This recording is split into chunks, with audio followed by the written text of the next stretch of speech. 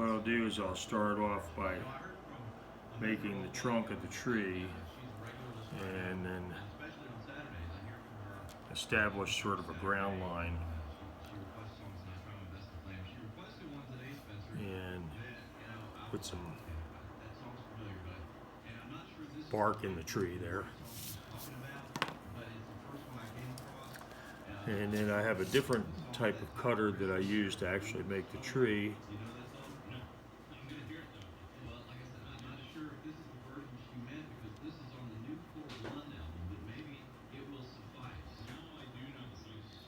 So I establish the shape first and then fill in the center .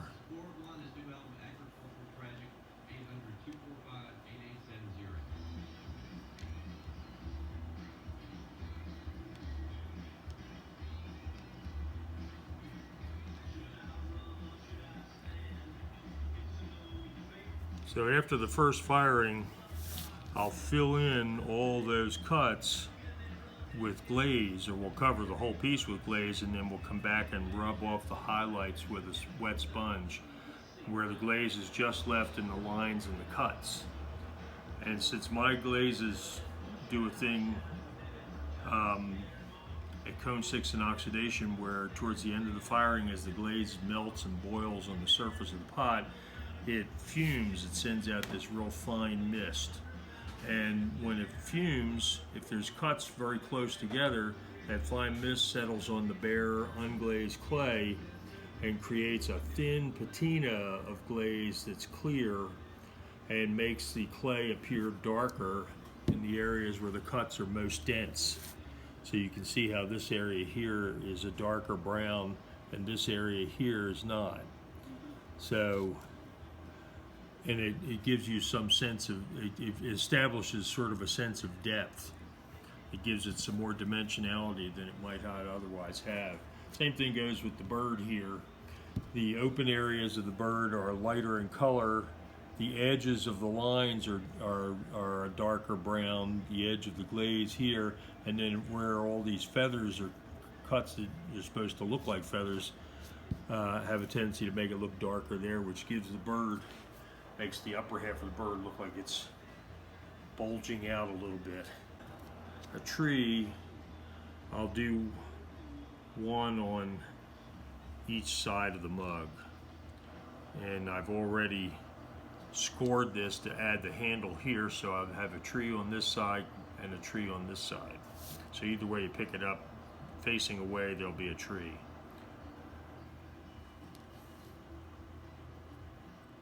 Start the tree again.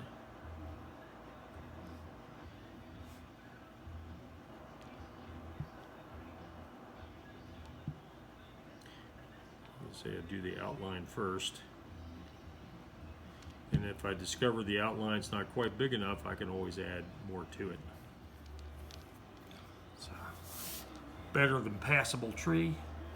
And then we'll go and add a little scenic background. We'll do a, since these trees are more or less a depiction of some of the fir trees that grow in the neighborhood, hemlocks and balsam pines, we'll put a few mountains in here for scenery.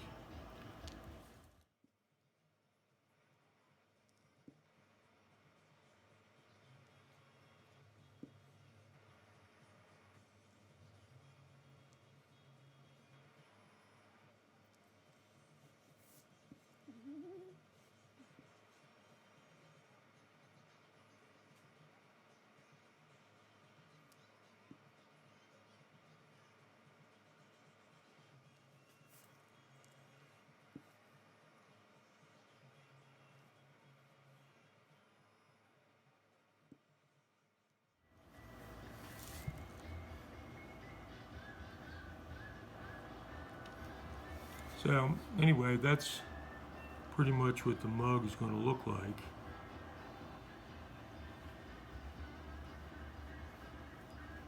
And the only thing that needs to be added at this point, it's thrown, it's trimmed, it's leather hard.